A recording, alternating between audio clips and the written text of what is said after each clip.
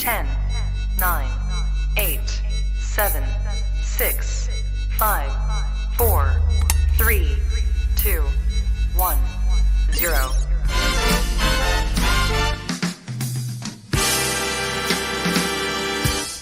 Sunday Social, lads, let's go! Wow. Am I on the Jonathan Ross show, or is this a Sunday Social? I got a bit nervous then, actually.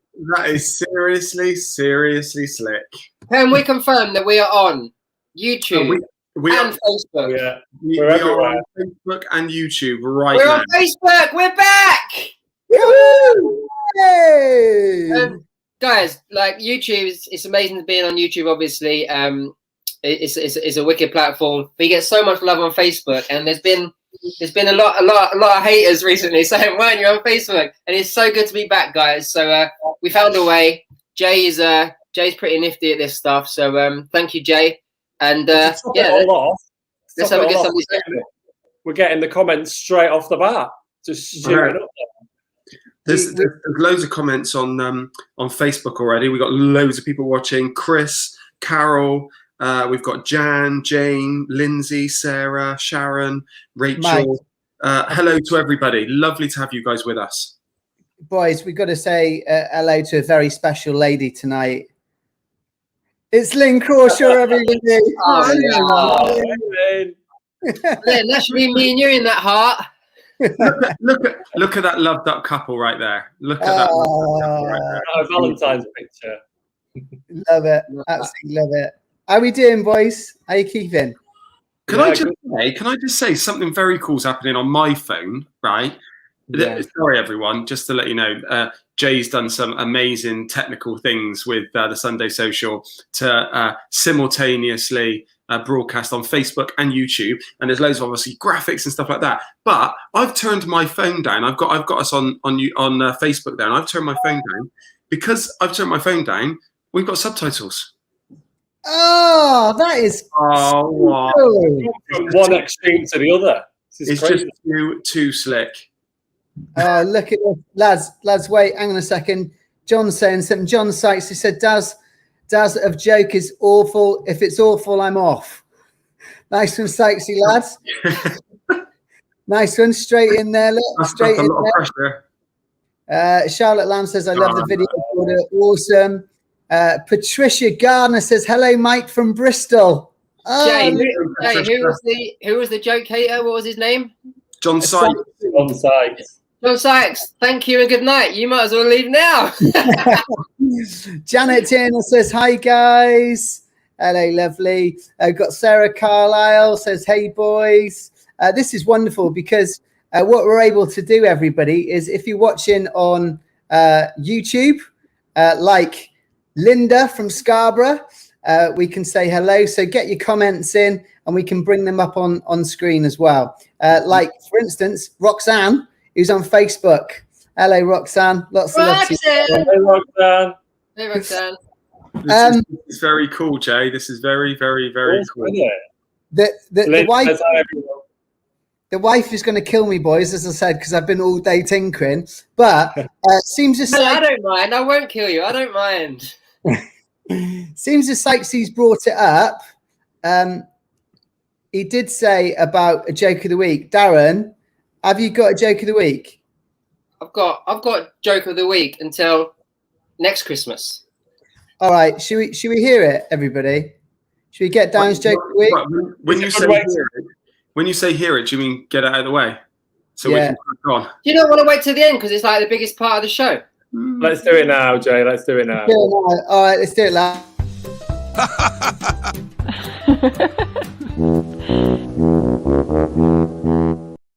Yeah!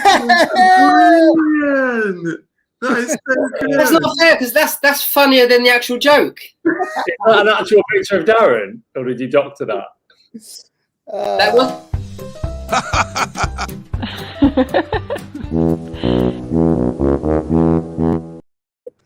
Jay, who was that laughing? It's just a bit of audio that I found and put in the video. She has been busy today. He's been a busy boy today. I thought I was busy. Darren, can I just ask, where did that coat come from? Like, It was backstage at the O2 on our last tour, and someone from the label left their coat in the dressing room. Oh, that's So I saw it and thought, I need a 50 Cent moment here. Was that after that was after the after show party, right? I actually think that's before we went on stage. I think that's before we went on stage. Wow, okay. Really? Brilliant. Oh goodness. Yeah, I wanted to wear it on stage, but you wouldn't let me. Okay, Daz. Do you want that little intro again, or are you ready to go? I want it again. Okay.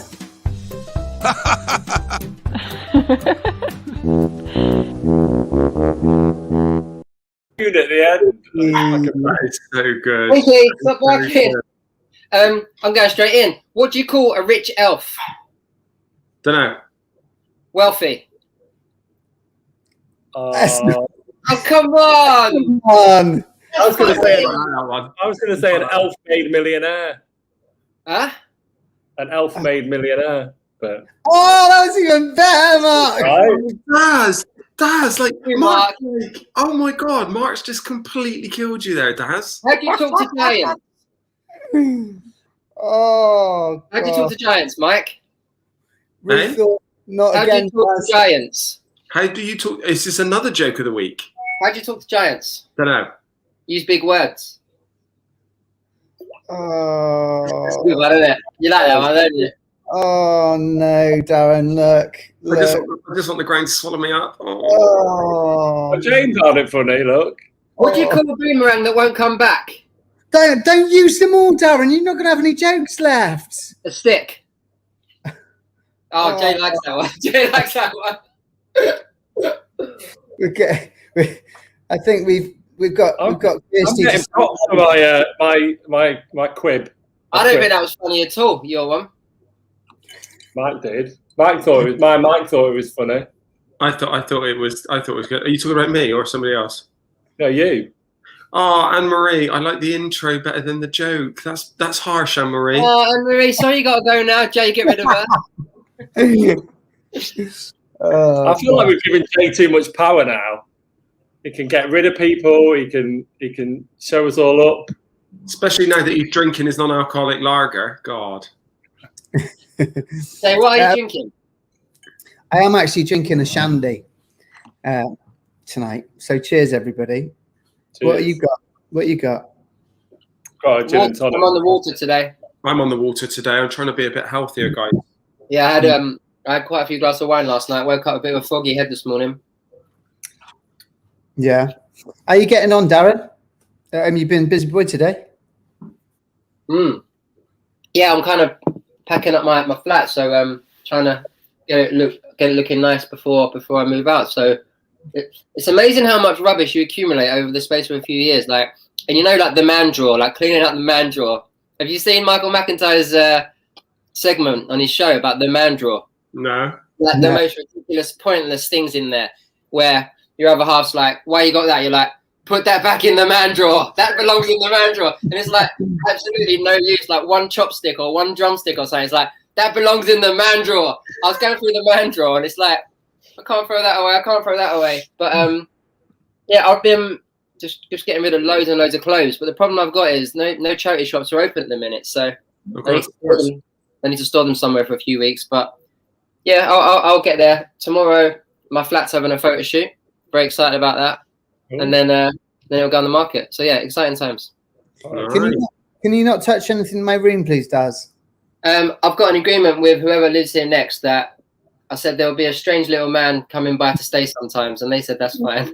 Can I just say, out of all the Overtones, I'm the only one that's never been to your flat, and now you're moving out of it. Oh no! It was another joke. That's crazy, Mark. Yeah, I've invited you. I invited you. But you couldn't come. My invite must have got lost in the post house because I don't remember getting an invite. But... Maybe the pigeon took a wrong turn.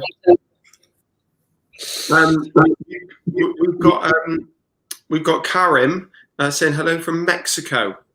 I like how they sing. She says. Oh wow! Mexico's somewhere I'd love to go. Never been there, and I always look at it when I'm booking a holiday. But yeah, I think I'd like to go there. Cancun's meant to be lovely, isn't it? Yeah. I went a couple of years ago to Tulum, and it's absolutely amazing. Like, I couldn't recommend it enough. It was so amazing. Like the beaches and and loads of nightlife, and obviously the weather as well. But where did you go? Tulum. Shalom. Where did you go? Well, like most people go to Cancun, and that's a real family resort, and there's loads of like all inclusive in Cancun. But if you want a bit more of an adventure, you definitely got to go to Tulum. Where? You're going to crack this joke again, Darren. Probably. Where? Tulum. Shalom. He's drinking water as well, everybody. Darren, we did me and Mark are the Jews, so we can have our moment. Shalom. Darren, you had a couple of questions there. Jan and Becky says, where are you moving to, Darren? I'm moving to Western Supermare, Jan. Come on, Darren! I want to be near a Jay. Found a lovely little housing estate, and yeah, just so we can get some more work done. No, I'm becoming a northerner. I'm very excited. I feel like I'm going to miss you, Darren. I get that. I understand. I feel sad that you're going to be moving away. No, you can come away. It'd be more exciting. Quality time, isn't it? Oh, yeah. Okay. I get that. We don't really see each other socially anyway, so it doesn't matter. Can I have a room at your new place? You can have a wing. Oh, nice. Like that, Dad. Mark Meister, you kind of usually lead with a bit of entertainment, all that sort of stuff, but you've got a quiz for us tonight. Is that right? Well, I just seen as like Mike totally pasted you last week. I thought you might want to redeem yourself. So yes, I've got another quiz. So question each again. No, not a question each. 4 questions, and whoever gets the most right. Can we, just for me, and I'm not telling you why, can we delay the quiz just a little bit, and then so can we put something else here? You'll understand why when we do it. Yeah. By all means. Absolutely. Should we have Mark's useless fact? Yeah. Oh, come on, Jay.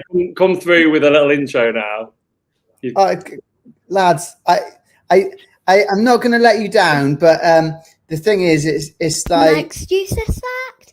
Mike's useless facts. He's absolutely useless fact. That is brilliant. I recognise that voice. that is crazy.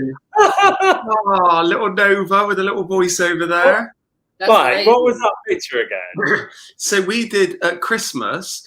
We did a little kind of special for Mecca Bingo, and we were doing these kind of like Christmas games, and that one was how many marshmallows you could put in your mouth, right? Oh God, I love that. I love that picture, Jay. I really appreciate it, and I really enjoy being called useless by the end of it. Mate, that was brilliant. That was brilliant. Just say it one more time. Mike's useless fact. Mike's useless facts. He's absolutely useless fact. I love that photo. It's epic. God. Everyone who's not aware, we do actually, like, every time that there's a picture that's probably like not the greatest picture, they go straight in the WhatsApp groups, and I wouldn't be surprised if Darren kept them all to one side as well, but I've certainly got a folder for the blackmail. Yeah. Brilliant. So Go on then, Mike. Hit us with it. Mike. Okay, so this one's quite a biggie actually, and this is gonna like blow your mind, I think. Okay, Helen says there's a marshmallow GIF somewhere. Brilliant. Jay, I messaged you. Check your phone for a little private message. All right. Right, go on, Mike. Go on, Mike. You guys need to concentrate on this because it's a big one. Right. So I didn't know this, and this is something that I read very recently, right? Because I didn't know this. Apparently, the sun has. Sorry, I'm keeping with the kind of like spacey kind of theme because everyone seems to like those. So the sun, it apparently goes through an 11-year cycle where every 11th year, the radiation it kicks off lessens. So every 11th year, we ultimately experience a year that's slightly cooler than the previous 11 years or the next 11 years, right? Now, I never knew that, so I'm imagining that it's like not it might be just like, oh, that summer was rubbish, like it rained all summer or whatever. It might have been something like that, but you just never kind of think about it, right? Anyway, so every 11 years, the sun gets slightly less hot for us.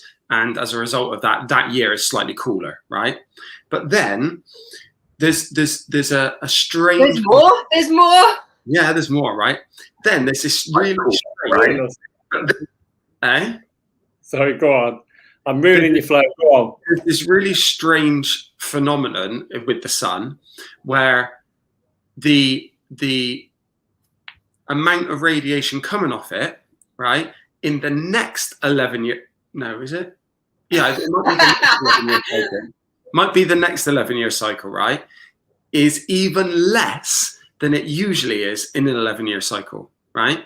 So what that basically means is we could have a mini ice age, right? Wow. Now, when we say that, we're still probably going to have summers and stuff, but they're going to be dramatically cooler, right? Last time we had a mini ice age, they call them what they call them? They call them snow. What do they call them? They call them a Snow. But what time of the year do these occur? Because if it's in the winter, they call it a sunspot minimum, right? And what that means is the last time it happened was in the 17th century, and a lot of you guys will know. You've seen like drawn pictures of people ice skating on the Thames. You've seen those pictures, right? That means that was the last time we had this minimum spot in the sun. So that was the last time we had like a minimum ice age, right? The last time it happened, it lasted 70 years. Right? Gosh. Now they reckon. Now I'm not saying that we're just going to be walking in snow. Come on, Judith, try and follow me. I'm not saying that we're going to be walking in snow for 70 years, but it's going to be dramatically cooler, and the winters are going to be much colder. The Baltic Sea in the last one, which was in the 17th century, when the Thames froze over, the Baltic Sea also froze over. I bet that was Baltic. They reckon that it might even start to happen by 2030, so 9 years' time. Wow. But they reckon that it will be at its lowest at 2050. Ooh. how long do they? You said they last for it's every.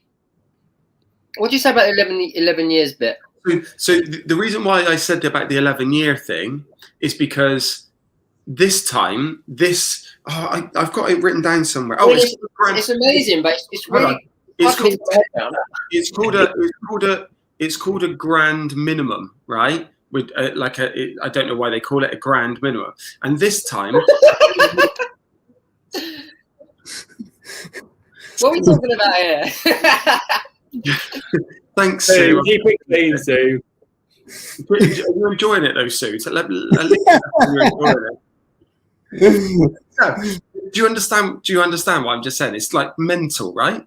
I couldn't Well, if repeat it's it. going to happen in our lifetime, that's pretty mental. Yeah. It's very likely to happen in our lifetime. Yeah.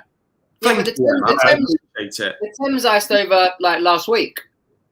No, but we're talking about the whole Thames where people can ice skate and walk on it and stuff. Well, they could have, maybe. No, it wouldn't have been. No, they couldn't. We're talking about the entire length of the Thames. Did anyone know? Mike, that is useless. Thank you, mate. That was brilliant. Come on, play it again, Jay. Play it again. You say useless, but within the next 10 or 20 years, it might not be because, you heard it here first. Yeah. If we've got any knitters out there, can you get some warmers to keep us warm? Yeah. Can we end it how we started it, please, with his intro? Oh, look at that from Lynn. Look at that, Lynn. Thank you, Mum. I know I can rely on you. Thank you. Steve, did you watch the football? Come on, you Irons! 9 points clear of Liverpool. Mike's useless fact. Mike's useless facts. He's absolutely useless fact. That's amazing. It is very good. Hold on. So Darren gets like one of him looking like Snoop Dogg, and I get that. Man, I got a pink fur coat on. Yeah, you look more like Beck Gilroy than anyone else. What have I done to you, Jay? What have I done to you? No, it was the first one that I found. Have you got one for when you tell a little in a bit? Genuinely, I actually did run out of time when it came to doing something for myself and Mark. Because it's I'll get it done for next week, and obviously send your requests in, lads, and I'll try and figure it out. Because I wasn't sure what Mark was going to do, if it was going to be a quiz or entertainment, and I just ran out of time. But there's been loads of love coming in for that, Mike. A lot of people were a little bit lost. Maybe I didn't explain it particularly well, but it's hard when I've got you guys interrupting. It's quite a depressing thing, though, that we might have 70 years of snow and ice. Yeah, but it's not going to be snow and ice non-stop. We're still going to have our seasons, but they're going to be cold. I've got it. Summer is going to be cooler. And actually, there's a question whether it's actually going to help global warming or not. I wouldn't mind that. I wouldn't mind what you're saying then. Like really cold winters. I mean, we're talking crazy cold though, right? Thank you very much, Shanice. I really appreciate it. Thank you for being here and being a voice of reason here. Thank you. When do you plan your useless fact? Just out of interest. I don't know. I mean that one I read. It was about 4 o'clock in the morning when I was giving Max a little food in his room, and I'm just having a look at some of newspapers and stuff like that, and that one came up. Do you Google? No, it's just what I read. I read that in an article. Yeah, but we gave it the tag useless fact because he used to just say facts, and we started saying they were useless. I just can't believe these have been going on for 10 years. I think we started these about 10 years ago. I remember the first useless fact. We were sat in Warner Brothers offices. Remember? I've got to admit, I enjoy being on the tour bus with Mike, sipping on our little mochachinos, whatever we're drinking, and like him just telling me something I don't know about, like space or back in like medieval times or the Roman times. I love that. Do you remember when we were saying if you could go back to any time or you had to go back in time, like what era would you go back to? Do you remember that? Mm. I think you said like Romans, didn't you? Yeah, I'd give it a try. That's a really good question, Darren. That if you could go back to one time, what would you say? I'd say the time where I could wear this exact outfit, so it'd be the 60s. I think I'm becoming more and more obsessed with it. Like literally every year, I've become more and more obsessed with it, and I just love everything about it. I love obviously there was a lot of problems in that time, racism, etc. Like obviously a lot going on, but the music scene, the fashion, are two things that I love. So I'd choose 60s. Nice. What about you, Jay? Oh, Mark, you go. I'll just have a quick thing, and I'll put it out there as well. I'm going to say I'd probably just nudge my date of birth a little bit, and I'd be sort of like a teenager in the like late 70s, early 80s, and go to Studio 54. Like I just feel like New York, especially around that time, just looked like amazing. Like in terms of the nightlife and all the music scene, like Darren says as well. At that time was kind of the end of disco and the beginning of like the sort of electronica kind of age of music, which is what I love today. So that would have been cool to be going out around that time. Yeah. JJ, go on. What about you? Can I just say really quick, Jan, who's a lovely toner from many years ago, she's just put up, and I guess this is useless trivia. She says it's useless trivia. Her great uncle was the first person to use white paper inside fish and chips. Wow. There you go. There it is. Wow. Jan. Very, very cool. How you doing, Jan? Nice to see you. Lovely to see you. Is that your cafe behind? We've frequented there, Jan. Lovely place. No, good scones Jan makes. Good scones. Yeah, Good over scones. Thank you very much. Over scones. Jay, you got to try an over scone. Oh, I think. Do you know what? I believe Jan actually delivered some on tour. And I had some. Yeah. Were we in Essex? I feel like we were in Essex. Or Kent. I feel like we were in Scotland for some reason. Jan, what was it? Yeah, no, it would have been Kent or Essex, wouldn't it? Sorry, guys, I'm just taking away. I'm so hungry because I've been busy. I haven't had dinner yet, so I've got olives. I've got a little pinny got some crisps and olives.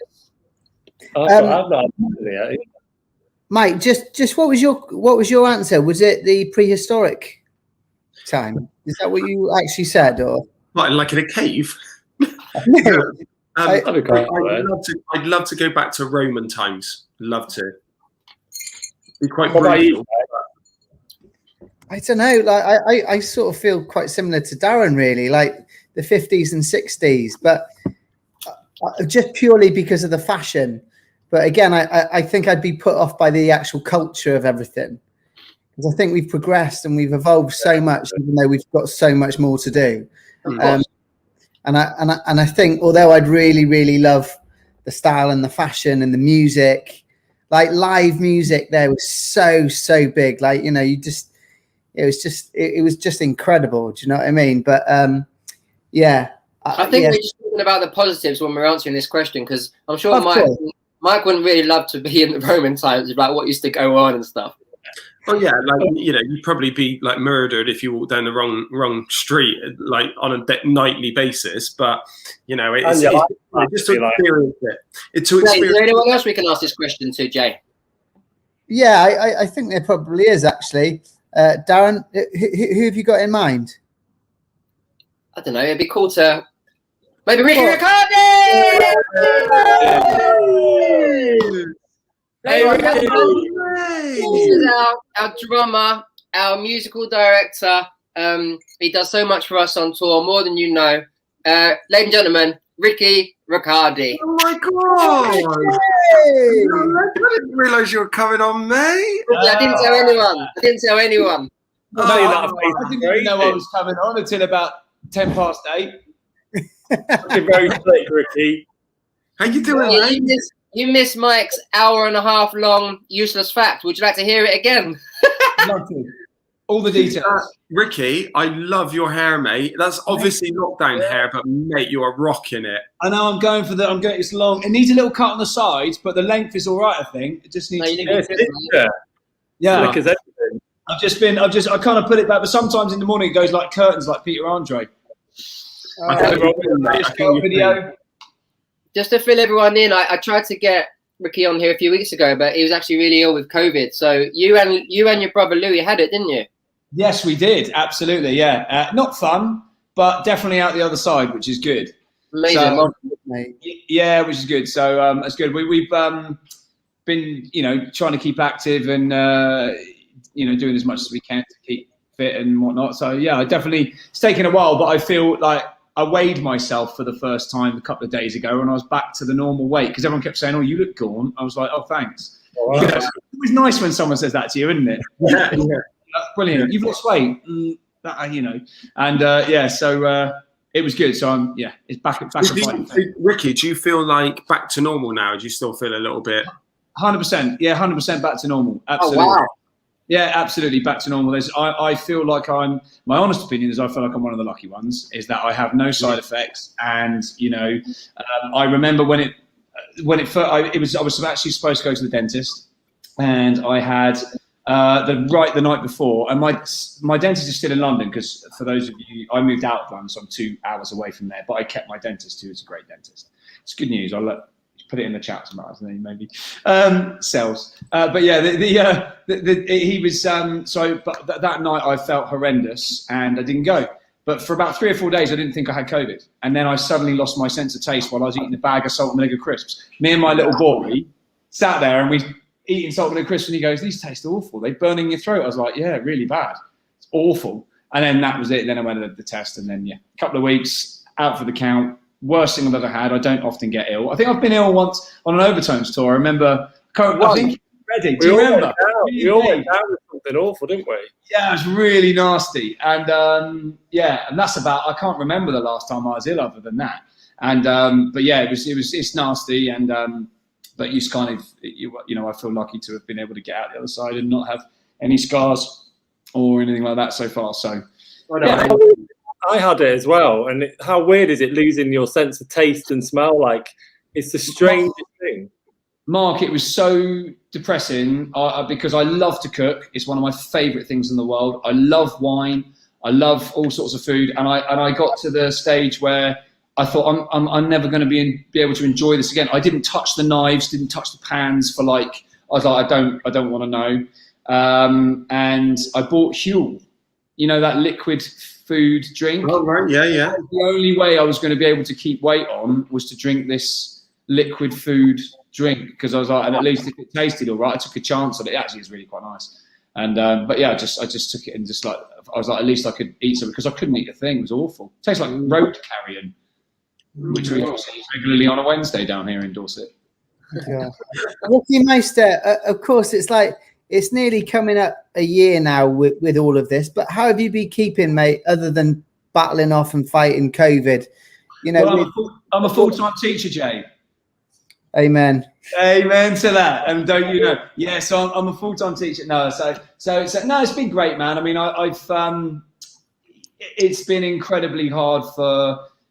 Do you know what? Like, here's the thing that hit home to me. Last night, it was a friend's 40th birthday, and we were doing an online spy quiz thing, one of these things. A bit like, Mark's got that wicked dance thing, and I'm sure, I don't know what you other guys have got, special things online that only you can do, like specialist creative skills. And these people, there were like 8 of them, and they were fantastic, and it was a really engaging experience. But it made me think how, it was very easy. I mean, definitely not to get political, because it's never a good thing, but it's very easy to brush aside the entertainment arts, as we're all involved in it very heavily, and we love it, and we feel very passionate about it. But it's very easy to say, we don't need that now. We don't, this is not key, it's not that, forget this. But it just made me think that when I was watching it, only the people that were doing that were skilled enough to actually act that out and create that for the environment, for all the people that were involved.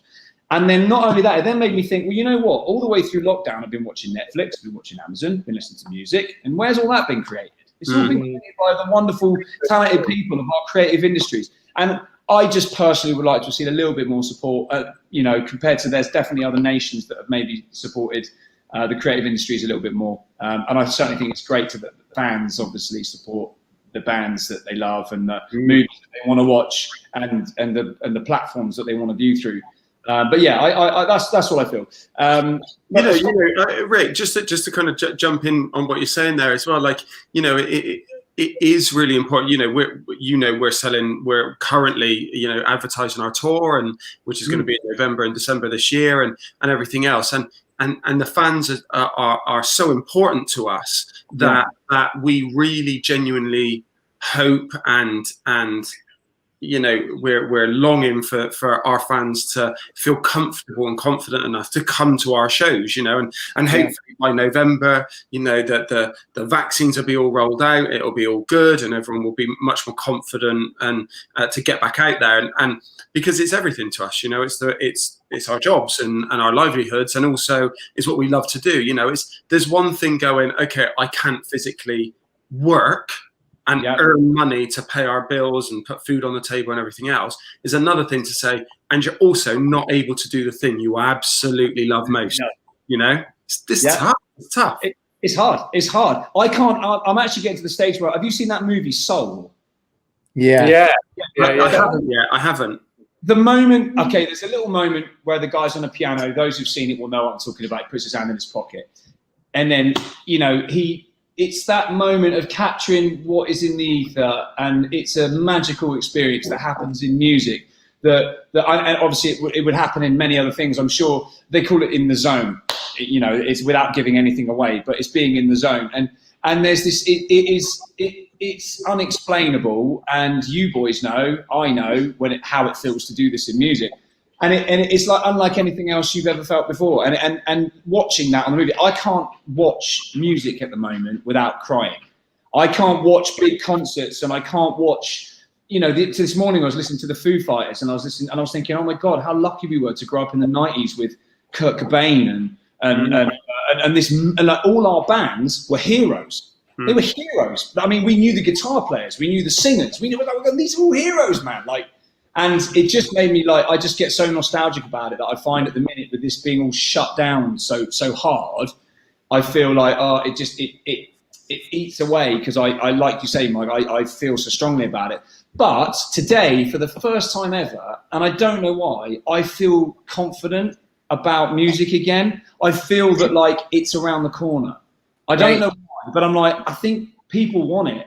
Maybe it was after doing that thing last night, seeing these 76 devices doing this spy thing, and I'm going people want this, man. Oh my God, of course. Yeah. They want it, and we want to do it, and that's what we do. And it's almost we could just crack on and do it. Once we've said a few times, you wonder how it's going to go, whether people are going to go, I'm still a little bit nervous about coming out, or they're just do you know what, sod it, I need to be out, I need to be enjoying live music, enjoying live theatre, getting out amongst it, feeling an energy in a room that nobody's felt for over a year now. And it's we really hope, as the Overtones, I know you feel the same, Ricky, that you guys watching here tonight are going to feel desperate to get out and stand in the aisles and dance with us again, because we cannot wait to get back out there. We just cannot wait. Definitely. Yeah. I mean, Ricky Meister, you've been with the boys, and obviously, you and I go back for near on 10 years. It'd be brilliant just to chat about a few memories, if you would. But boys, should we just take a quick break? Mm-hmm. Just take a quick 60 seconds, everyone. We'll be back in a minute, and we'll be speaking to Ricky about his tour memories with the Overtones.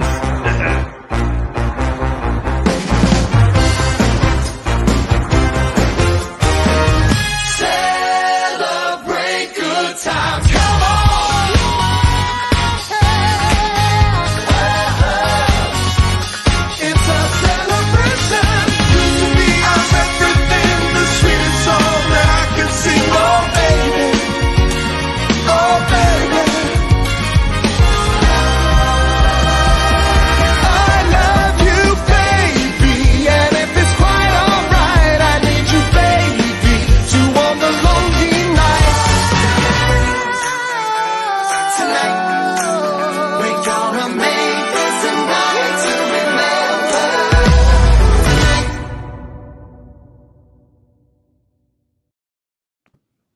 Are we doing that song? Are we doing Night to Remember? Maybe we are. We're not allowed to tell you. That is so good. Okay, sorry, Rich. That is so good. Honestly, what a great video. It does. I mean, it makes my hair stand on end. Mate, we're really lucky because not being arrogant, but we've got the best tour. With you guys, we got to that stage now where we're confident performers, and because of your help and what you guys bring together with you, we know we put on a great show, and we're so lucky to be on the road with you guys and literally have the best touring family, even off stage. Since we've been touring, everyone said what a great family it is, because we try and employ the same people every time we go on tour, and from the people that make the food to getting the clothes ready to obviously the band to the techs we use. It's just such a great environment, and we can't wait. It's going to be 2 years when we get on the road that we haven't toured for, which would be the longest time ever. So, mate, that's what's kind of getting us all through the year, getting back on the road with you boys. Do you know what I mean? I mean, definitely say that we've been with you from the start as well. It's been 10 years with you as well, hasn't it? So yeah, absolutely. I love it. I think it's amazing. Every year is a new development. Obviously, everything is.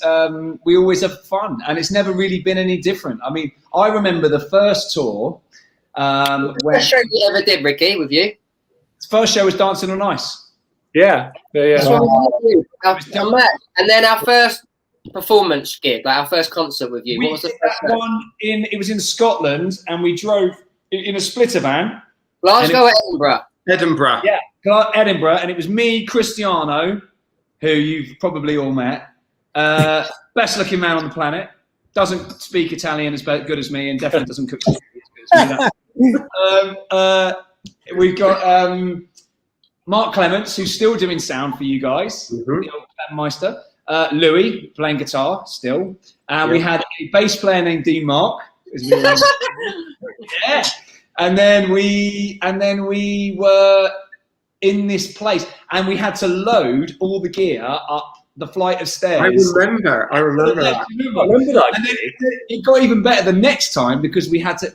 That one was one flight up and then to the side, and we had that's like heavy flight cases. And for those of you like fans out there, we normally have techs and stuff, and we're very, it's about the nails. Do you know what I mean? You've got to look after the nails. And but the following night, it was in Glasgow, and we had to do 6 flights of stairs. And I can just remember going, "Oh my god!"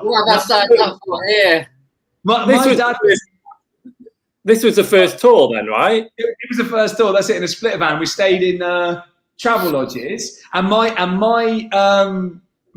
Jay's thinking, "You've done it once, you can do it again." I tell you.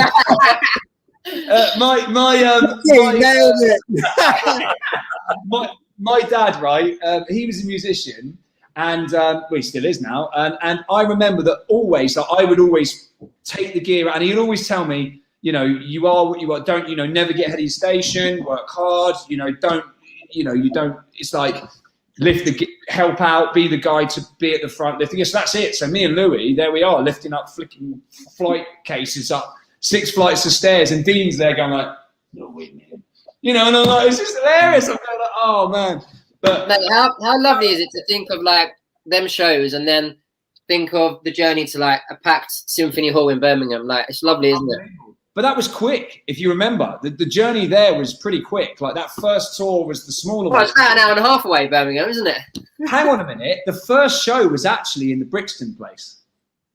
Oh my god! The pub with the dog on the roof. Yeah, the dog on the roof. The dog on the roof. That's it. Dog on the roof. So this was a gig. This was like a pre-gig before the tour started. Yeah. And this was a pub in Brixton, and no word of a lie, there was a real Alsatian dog that sat on the roof of this pub. That's what he's famous for, yeah. He had his own Facebook, didn't he? Yeah. Does he? It's just, and it was tiny. And we did the Jazz Cafe. Do you remember that one? And we had to put Do you know what? A little. I know you're telling your stories, Rick, but with the Jazz Cafe, that was the first time that we actually saw the fact that we had built some sort of fan base in a very short amount of time, because we were in our dressing room getting ready, and we could hear like commotion and people and everything, and we looked at the stairs, and they were queuing down the road, and we were like, "Oh my god, that's for us!" Like, it was mind numbing. And then obviously later on, we're at the London Palladium, and we've got our camera crew outside, and then we had a queue all the way out of the London Palladium onto Oxford Street, and it never ceases to be. I love that, Mike. That moment of finishing sound check, going, "Oh God, we've got to get some food." You guys probably have to go. We've got to get some take-in or get into our clothes. But for me, I'm lucky enough to go out. And when I go out, it's like, I go out and you can see the crowds and you get that buzz. It's amazing. You just think, this is brilliant. In about an hour and a half's time, we're going to go and play, and you're going to love it. It's going to be wicked. Ask the question what the best show is that our fans have ever seen, with Ricky playing as well. What's the best one? While we're waiting for that answer, Ricky, can I just? I'm a bit of a Spice Girls fan, and Ricky and his brother and Dave Troke as well. That you all played at Wembley Stadium for the Spice Girls, right? Yes, we did. Yes, yeah. That was I came to see you, in fact, and I was right at the front, and I could actually see you there on the stage, and I was so proud. It was like couldn't stop taking videos of you guys. You should have been there on the come and play the drum tech or just do the cowbell or something. I'm always like, I love it when the drum tech gets involved. It's like my favourite thing. You know, come up and hit a cymbal or something. It's always good. Don't tell me that now. Yeah, I know. It would have been perfect. No, it's amazing. I mean, to be honest, like I would say that any show is a buzz. Like because of, you know, growing up with a dad as a musician, when I started, it was like my first gig was in a blues club for £10 and a pint of Coke. And let me tell you, I paid Louis £3 to set my drums up for me. So I was that bad back then. All right. Although I remember one time we used to do these late night jams when I was young, probably about 13, and up in these bars in a little place called Swanage on the south coast. And I used to get my drums back the next morning because I'd play and then have to go home and go to bed for school. And then I'd get my drums back the next morning with a bag of bolts. And someone else had packed them down. I was like, last time I'm going to do that. Brilliant. Yeah. So, but I honestly say, like, I feel that for me, like the show is the show. Like, it's that thing that we were talking about earlier, that magic can happen if you're playing in front of 5, 6, 7 people or busking on a street, you know, because we used to busk. I remember busking on streets. And, you know, obviously the nice, you know, one of the unique things about stadium gig is obviously it's a lot of people in one place. Yeah. Which is great, but it becomes an entity rather than an individual. Yeah, so it's like there's the crowd, right? And it's like it must be hard to connect, really. That's intimate, It is. It's like a massive ball of energy that goes whoosh. And one of the things I love about gigs as well, that I would say, and this is all wonderful because it's just stuff that I can't wait to be able to do again and experience. And I'm sure everyone out there will feel the same. But it's that thing of, I once did a gig where we were supporting Cliff Richard, right? And I remember coming out, doing our bit, then coming out, watching Cliff's band and watching this crowd, and they were loving it. I think it was Birmingham Arena or something like that. And they were loving it, and it was brilliant. And I remember walking out at the end of the show, and there was the cherry pickers taking the lights down, and it was all on, it was cold.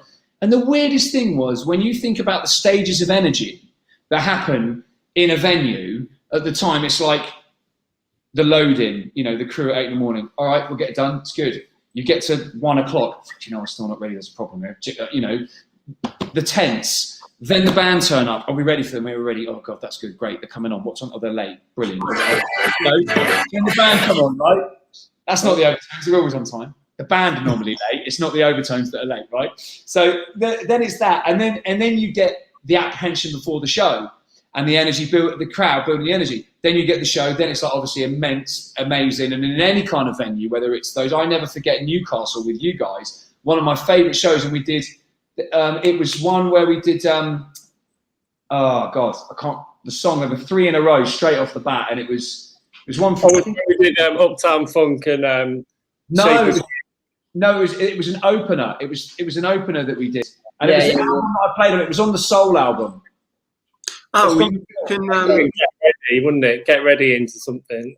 Yeah, Get Ready was on there, and then it was the one that had to, I'm going to look it up on the iTunes there.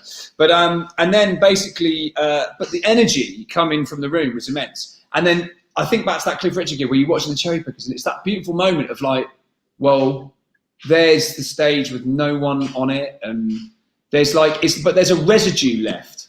You know, there's a residue left of the people and the energy in the crowd, and you just go, this is brilliant. Like, this is brilliant. It's unlike anything else. You can't create this anywhere. Imagine Glastonbury walking into that field the next day after the headline. Yeah. Do you know what I mean? It's that. You go, oh my God, like, it's just something happened. I don't even know what it was, but it's magic. Yeah. I tell you what. Just talking about, you're talking about all the stuff that goes on behind the scenes and stuff. Like, just to say to you guys about Ricky, obviously our drummer and MD, a musical director, he even saying those things, which are pretty epic things, he still goes even further than that. Like, the thing with Ricky is there could be like 20 minutes, half an hour before the show, the whole system could go down, and it might just completely... And it does. And it does do, right? Everything just goes completely wrong.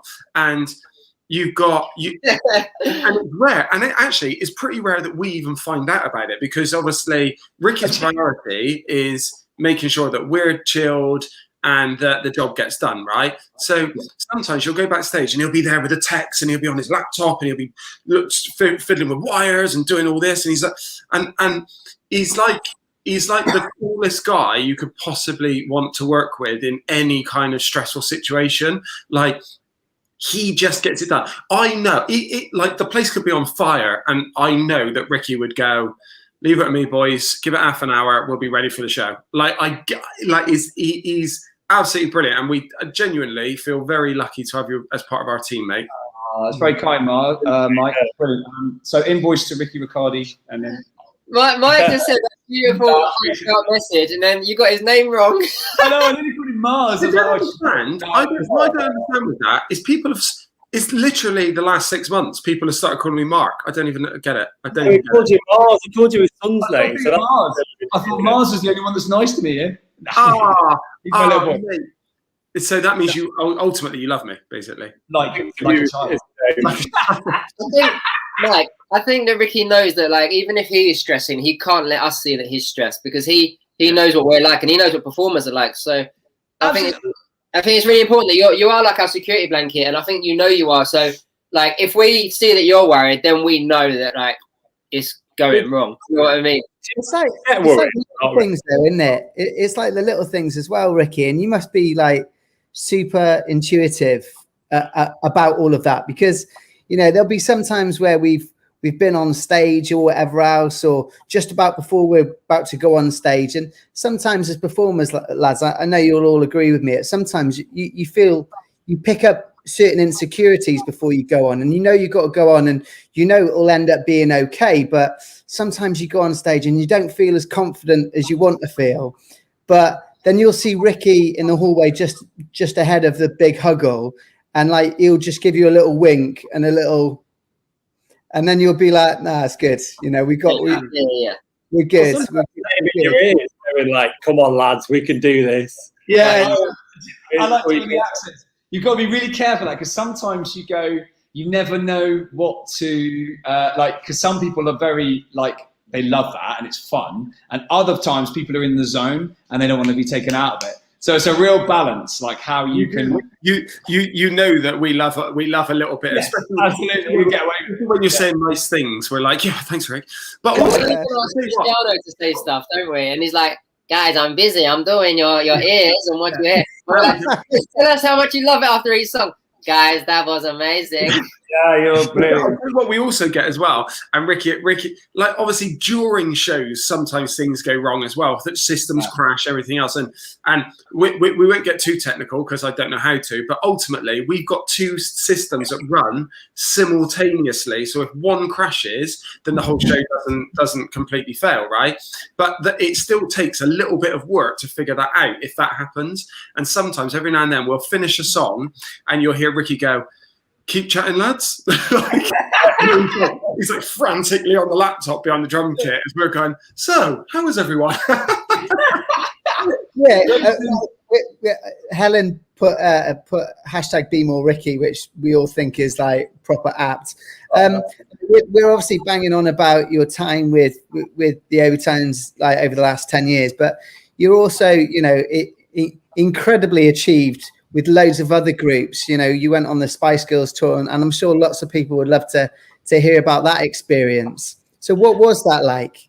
Yeah, I mean, do you know that it was like the Overtones, but the Spice Girls. Like, I mean, in all honesty, like, you've got they're all wonderful. I know they have their own characters, and they're all really nice. And you just. But then I find most people really nice. You know what I mean? So it's kind of like I never have a. What? Like, hang on a minute, because I feel like you're being really, really nice. Because I know Mel B from the X Factor, and like most days she'd come in and she'd be laughing and giggling and she'd be joking, and then the next day she'd come in and I'd be sort of like bantering with her, and she'd be like, "Get away from me, Jay! Get away from me, Jay!" Yeah. Well, that's it. It's management. That's the thing, and you're great with that as well. Like, you just kind of got to take your time. And you go, okay, cool. That's it. it's about being that guy, like you were saying, like just that you can just be there when you're needed, and when you're not needed, it doesn't matter. Just Read the room. Read the room. Yeah. Read the room and just like go, okay, this is cool, this is that. And then obviously you're trying to balance a band, and then you're balancing the crew. And then I remember one of the things that was really important to me, like when everybody first came in, so that, because obviously the only, Mel B did a lot of rehearsal in America, so I hadn't met Mel. But I obviously the other girls I met before the show, before rehearsals, and we had chatted and just discussed what we we're going to do. But it was when, when they came into the room, it was really important. Like one of the things that was to me was to introduce them to everybody in the room. So you've got all the crew, all the techs, because these people are the faces that they're going to see for the next, And I always remember it from working with an artist named Kirsty Bertarelli, and a very interesting artist, very interesting gig. But she was, I agree with you, Lindsay, on that. That would be, I did think he would actually. 43-year-old dancers, but I remember there was a guy that was a tech, and he used to sit in the corner on a box when we were doing these rehearsals. And Kirsty once walked into the tour manager and said, after like goodness knows how many days or whatever, or many weeks, and said, "It's all brilliant, but who's the guy over there?" And he said, and the tour manager said, "Oh, that's Hoogie." And she said, "Oh, and what does he do?" And he goes, "Sits on a box." And that was it. But I was like, I don't ever want any artist to ever think, why is there a man sitting on the box in the corner of a room? It's really important to me that to make sure that everybody knew it. I just think it's a great working environment. So, but we had a really good time. Like the band, we had lots of time to prepare the songs. It was a pleasure to play, songs that you. Looking down the list, you're like, well, I listened to that one when I grew up and went to school, and that was on the radio when I was supposed to be on the school bus, and that, and it was like, wow, this is quite something. Then you get to Wannabe, and you go, oh, wow, that's quite a cool tune as well, and it was brilliant to do that, and then have seeing the girls performing it in front of you before the stage, and I was very excited about two particular moments. One of them was the first time they reappeared from the stage in Dublin when they came out in Croke Park, and then the other one was obviously doing Wembley for the first time. Watching you at Wembley, the best bit for me watching you guys was when, and we always do it on our tour as well, when the band get a time to shine and they're all jamming, and all the girls will come to you like one by one.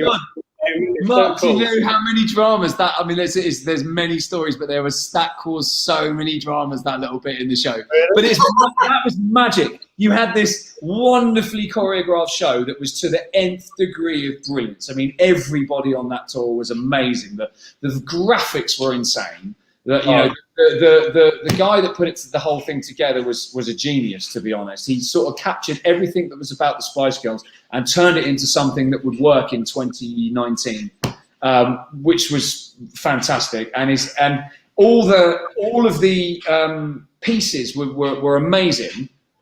And then there was this crazy moment in the middle where originally, I remember, it was like, I was just like, they were going to come and introduce him, and I was just going to wave. And I remember the guy said, "Oh, can you just do something? Because like Mrs. Miggins up in row 359 BXZ is not going to see you waving." So I was like, "Oh yeah, good point actually. So we should probably do something." And then one night, one of the band guys played a song, and they were like, the girls started singing along with it. Said, "Oh, it's like this or that," and we go, "Oh, brilliant!" And then the next musician did the same thing. So then it became a case of guess that tune. And it literally originated everything. So you had this ridiculous stadium show at the highest level of everything, and this piece of carnage in the middle. That was so charming, though. That was what was. Guess the tune. Yeah. It's hilarious, like we do in the sound checks. It was like that. It was mental, and you go, "We're doing this on a stadium gig." It's like this doesn't really matter. But it was brilliant, and but I'm glad you liked that bit, Mark. That was. What did Mel B do again? She did like a really comedy song, I think. She would have done. She liked Grooves in the Heart. Oh no, she sang "We Will Rock You," didn't she? "We Will Rock You." That was it. We Will Rock You. And this is how she used to sing it. She goes da da da da ba da ba da da ba da da ba da da ba ba da da. Oh my god! But anyway, it was wonderful. It was great moments. But yeah, it was a really, really, really beautiful thing to be a part of. I feel very privileged to be able to be involved, and I loved, putting energy into it and putting being able to give a little bit of what I do to that, which was great, and learned a load. But to be frankly honest with you, it's just like any other tour, just with a few more pieces plugged into the side. So if you imagine you've got us and you go, well, there's video, there's lights, there's pyro, there's, automation with the lifts and stuff, and there's a show caller to put all that together. So yeah, I would normally, I go, okay, cool, well, I don't have to do that anymore. Don't have to worry about this, and that is fine. Now, I had a programmer on it, so I didn't have to worry about the playback system. Although I did do a lot, I did the programming, but someone else was running it. So if it was going wrong, it's not my problem, which was awesome. So I need to talk to you about that, Jay. Ricky. So listen. Kirsty says, sorry, mate. It's just Kirsty put a lovely question there. It's That's a great question. Which Spice Girl would you say the Overtones member were individually? So okay. Bit of fun. I think Darren's trying to go for Baby Spice, isn't he? There. Oh, baby, because it's so I think he's going for Baby Spice. I am trying to be Baby Spice. Yeah. Actually, no. To be honest, Daz. To be honest, you'd probably be Sporty. I think, wouldn't you? Because of the sport, wouldn't it? So I think you'd go Sport. Mark, you'd have to be Baby then, if that's who we're left with. Come on, look on me. I'm the Northerner. Wait, who's Mike? That's very true. That's true. So you could be Sporty too. Who's Mike? I think would Jay be Jerry just because it rhymes with Jay? Yeah, Mike's definitely posh. Well, massive posh. Come on. Yeah, Mike would be posh. You're not massive diva. I feel a little bit hard done by this. Right? Okay, I'm going to change the question. Which Spice Girl would you want to be? Oh, I want to be. Who would you be? Go. I think I'd have to say Scary, because I get the feeling that she literally does what she wants to do, and like to have that, to have that mentality, which I could never have because I'm too considerate. But like, I think it'd be pretty fun for a day. Cool, mega, Mike. I think I would be Jerry. Really? Yeah. Yeah.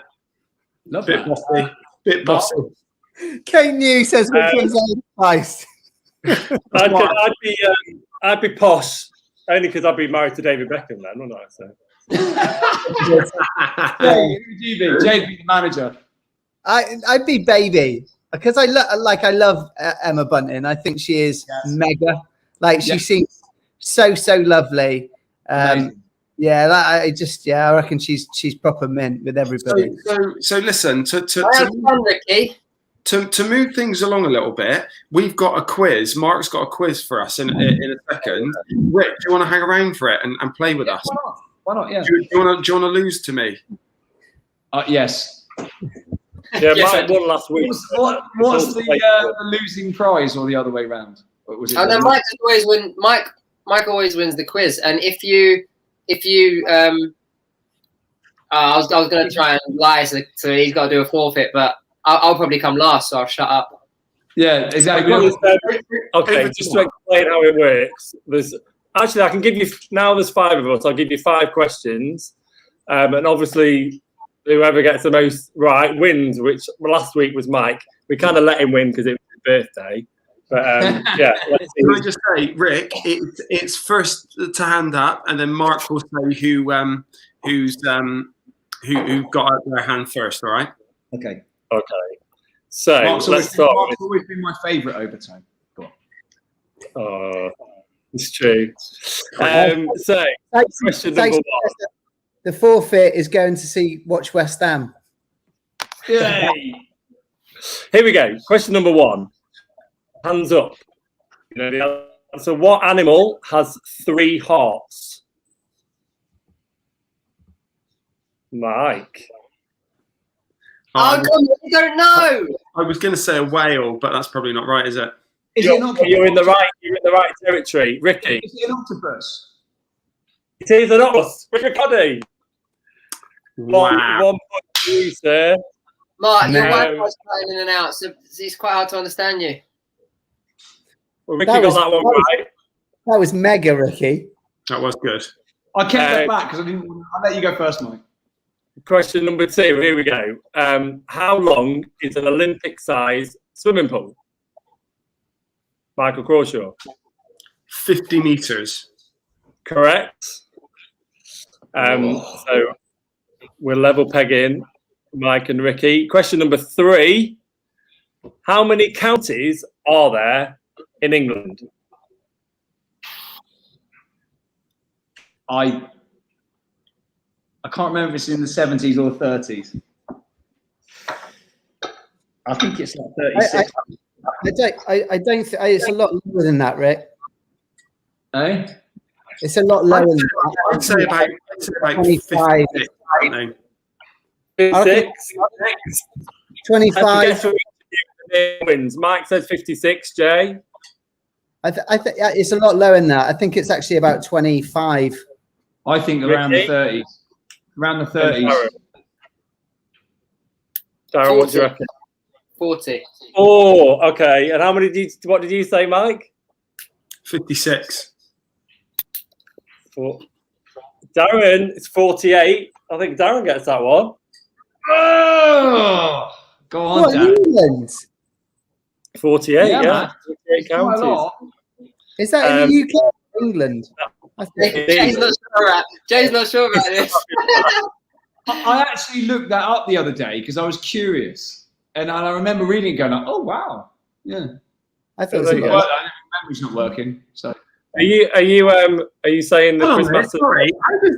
sorry, Mark. How is it that Darren gets that point? Weren't we the same? Isn't we like the Well, same number? 48.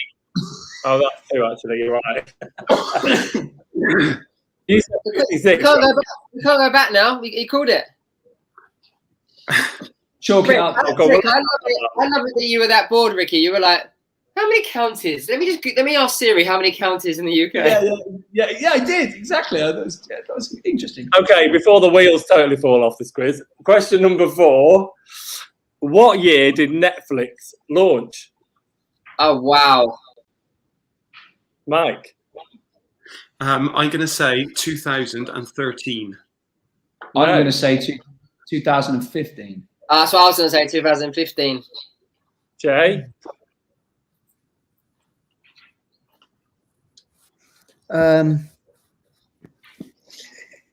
Oh God. It's time, Joe. We got all night. Yeah, I'm going to pour it. What did you say? What did you say, Mike? 2013. I reckon that's not a bad shout. No, he's already said no. I'm going to have to press you for an answer, Jay. 2012. So I think with 2012 being that was the earliest answer, right? Jay's actually correct. The answer is 1997. Oh Wow. my goodness! Wow. Because do not remember, Netflix used to be a DVD delivery company, and you used to order your DVDs off them, and they send them through the post. No, I don't remember that. Love Yeah. film. No, it was Netflix as well. Wow. Do you Wow. know what? We were discussing that, especially with having the little ones. We were saying about how brilliant it was going to video shops back in the day. I know. Amazing. Yeah. I used to love the smell of it. Like it was just something about it, man. Yeah. It's wicked. It's so good. Looking at the cover, that anyway. You've So all got basically- 1 point each. You've all got 1 point each. So this is the decider. Let me make it a hard one. Okay, hands up. Who can name me the 5 boroughs? You're breaking up, mate. Who can name me the 5 boroughs of New York City?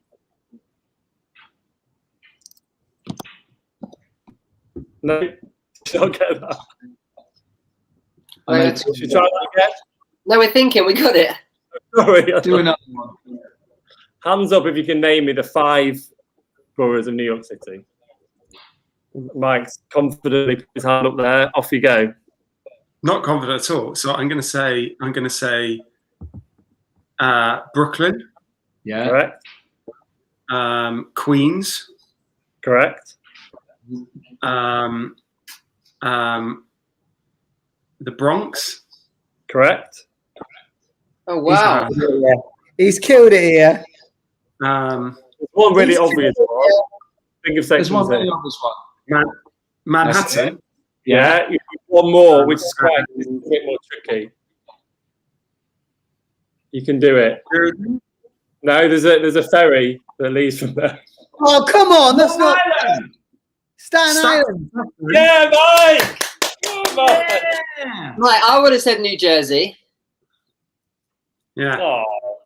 Mike's I feel won like again, everybody. I feel like you gave him that, Mark. Congratulations, Michael. Well done, Mike. Ricky, thank you for joining us. I wasn't going to drink tonight, but you having that glass of Reds made me want to go and finish the bottle I opened the other night. So I'm gonna... It was wonderful. I'm really glad I managed to make it work, and thank you so much for having me on. It's wonderful. I even went to put a t-shirt on. I thought I better go and get a shirt on. Come back, mate. Come back, because it's much more interesting with you on here than just these boys. Only if Mike promises to let me win a quiz. I don't know, but Mark. You know what would be fun one week to get all the band on here at the same time? That'd be a lot. I did wonder that. I was thinking about that, whether that would be a cool thing that could be fun, wouldn't it? Yeah. Yeah. You could all ask a question about what their favourite bits were. And we could do a quiz, the band v us. That'd be fun. Perfect. Yeah, we'll win. Not. Oh, Mike's something else. That'd be funny with Steve Williams, wouldn't it? Ricky, before you go, mate, obviously we're going on tour in November, December. Are you excited? Mega. Always excited, mate. I mean, 10-year anniversary is unbelievable, isn't it? 10 years. Ricky, tell everyone why they need to get tickets. Right. You need to get tickets because it's going to be the best gig you're ever going to see in 2021. Yeah. Right. And it's going to be something to remember. That's the biggest thing. It's going to be something to remember. There's going to be dancing. There's going to be singing. There's going to be a wicked light show. There's going to be amazing music. There's going to be brilliant songs. It's going to be overtones like you've never seen them before. In my opinion, I wouldn't miss this one. Imagine the first show. Imagine how special the first show with you guys being on stage. Like, I think we're all just going to go nuts. Yeah, it's going to be amazing. Yeah. As long as we get more than 3 days rehearsal. Jay, you want to have a word about that? 2-2 this year, mate. Thanks for coming. Just killing you. Ricky, so good to see you, mate. Yeah, you too. Absolutely. It's been a long time. And, you know, obviously, I love, you know, I know you guys do the Sunday socials. And it's brilliant to see you all and get to chat to you all. It's I know we keep in contact with texts and bits and bobs, and it's really nice. And it's good to see you all. You all look really well as well. So you too. You too. We're glad you're fighting fit again, Ricky, mate. That's great news, bud. And and you boys as well. I didn't know you had it as well. So it's like, yeah, man. It's Love to the family, man. Yeah, look, you boys. Take care of yourself, Rick. Yeah, Lots of love, boys. Cheers, mate. Oh, that was fun. Thank you. Well done, the slick new, well-oiled machine that is the Sunday Social. Who knew? Oh yeah. I'll start the sign-off, boys. I'm off to have some dinner. I'm hungry. I know it's late, but yeah, I've been busy. I just want to say to everyone, thank you for tuning in. I hope you're happy that it's back on Facebook. I hope you're happy that that Jay's put in some effort and he's made it look all snazzy. And I just want to say thanks for the support. You're helping us get through this lockdown, as we are you, hopefully. Keep being active, do your exercise, get out in the fresh air, and we feel like we're on the home straight now, so let's just keep focused. Nice one, Daz. So yeah, I mirroring everything that Darren's just said. Look after yourselves, everyone. Hopefully tomorrow we're going to get some good news from Boris that things are going to start really easing very, very, very soon. We've all done so well to get through this. Well done, you guys. Lots of love to you. Thanks for tuning in, and we'll see you again very, very soon. Yeah, again, just stay safe, stay healthy. We're definitely on the home straight, like Darren says. And actually, Darren, when this is all over, can I borrow that pink fluffy cape, please? I haven't still got it. Have you not? I didn't steal it off her. Lots of love. Awesome stuff. Yeah, big love to everybody. Just a quick cheeky plug for the tour. If you look down the bottom of the screen, it shows you exactly where to get tickets. Ticketek.co.uk. We're absolutely buzzing. We're working so hard behind the scenes. on new music and the tour as well. So big love to everybody. Hope you've enjoyed tonight. Back on Facebook, back on YouTube. Please share, and we will see you next week. Lots of love to everybody. See you later on. Big love, boys. Later. See you later, everyone.